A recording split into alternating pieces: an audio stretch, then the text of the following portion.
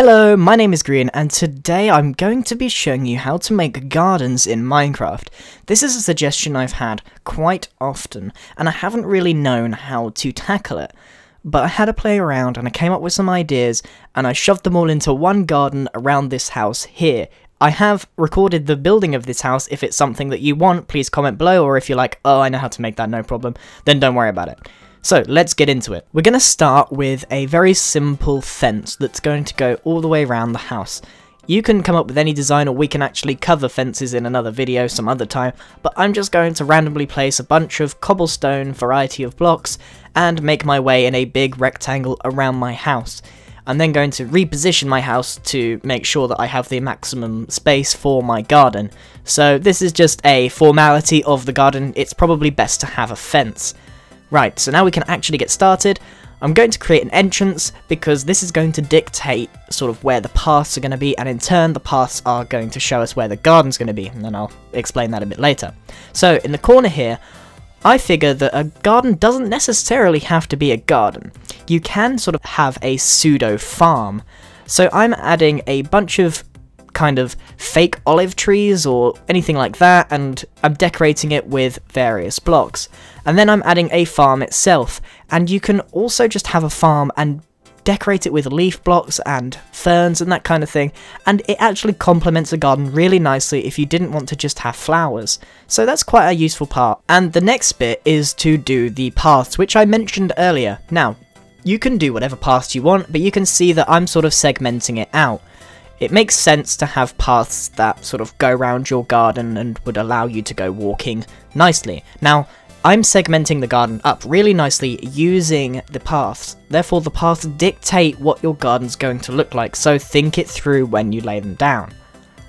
So, I'm taking this small space and adding leaves as a barrier to hold in my flowers, but I'm going to add a tree in the middle. Now, tree placement is very, very important. If you put it directly in front of your house, as I see many people do, it's going to block the path, so you need to be careful. I'll talk more about flowers later because we're going to be doing a lot of them, so don't worry too much. I'm laying another flower bed here with a similar concept, making sure that the taller flowers are at the back and having a taller hedge at the back as well. Now remember to add long grass and ferns as decorations all the time. If you leave it completely blank, it's going to look rather odd and out of place. So you can also decorate your paths with fences, and again I'm going to be laying down another flower bed. But this time I'm making sure that I try out a variety of shapes. And again, I'm considering where to place trees. The trees are actually really important because they bring up height into our garden. And if you have a completely flat garden, there's no sort of perspective to where the flowers are. So it's important to try and make them. And making handmade trees, as you can see, is quite easy. You can just span them. I do intend on making a few handmade tree tutorials at some point. Anyway, back to the flowers. I'm again using colours that work well together, so the pink goes into the purple to the white, so they all really match up. Now, moving on, we're going to be doing a nice water feature. So you need to knock out a shape of whatever you want. I'm going for an island on a pond sort of thing, and then having a shrine there. So I'm adding sand, making a small transition, adding the water, really easy stuff. Decorating it is a little bit more complicated to get right.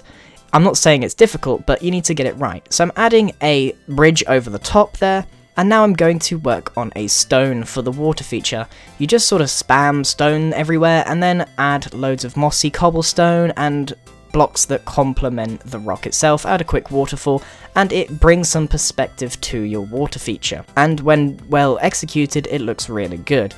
Now I'm adding a quick shrine just to prove the concept is not particularly good, so don't copy me too much on that one, but you can add one as well. Then I go on to, again, add that long grass and the ferns as decoration, along with some lily pads. Another concept is just a quick flower bed using half slabs instead of leaves as the border. And you also notice that I keep adding and changing my path to make sure that I'm segmenting up the garden really nicely.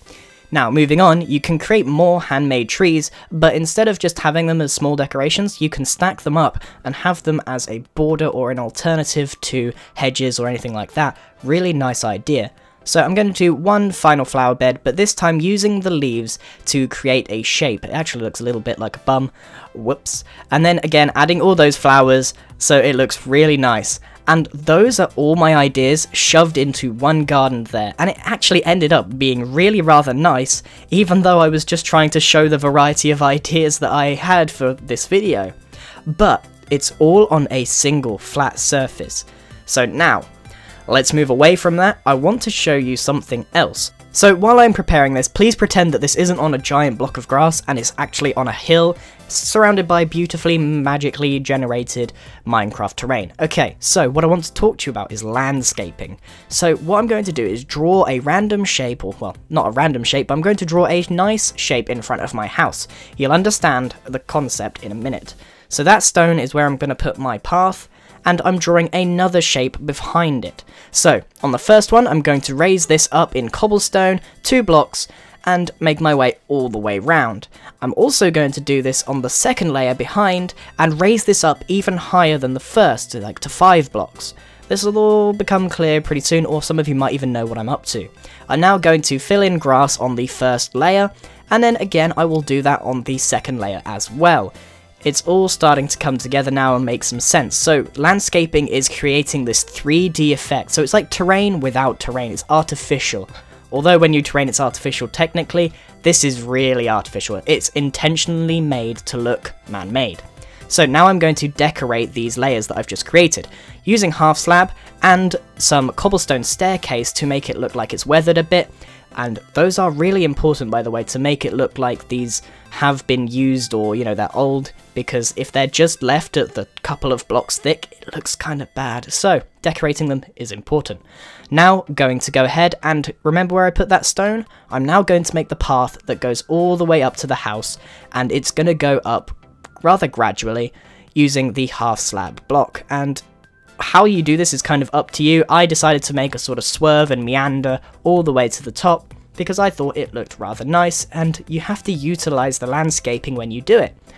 Now I'm going to decorate the layers with a bit of grass, because this is a garden after all, the landscaping is just part of it. Also, you might want to consider placing some trees. Again, tree placement is great. When you're landscaping, you can actually put your tree towards the bottom because it doesn't actually interfere with what you can see of the house. Interesting.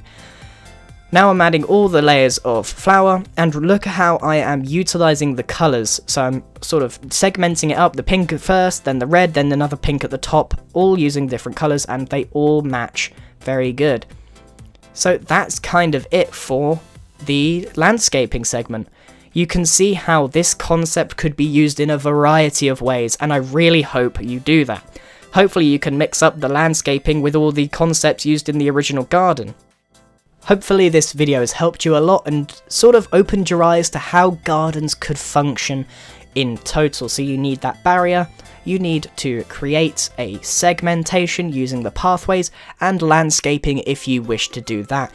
Using your terrain around you to your benefit is a really important part of building, as I've said in multiple previous videos. This video has been quite interesting because it's not something I normally do. Gardening is not my biggest thing, I'm usually doing exterior, but I had a really good go at doing it, and I hope that you've learned something from it. And that wooden house that I was using as an example to put around the garden, as I said at the start, I have actually recorded that. If you want me to put that in a video, please let me know in the comments below, and I'll do that straight away. It's ready to go. That's it from me. Thank you very much for watching. Goodbye!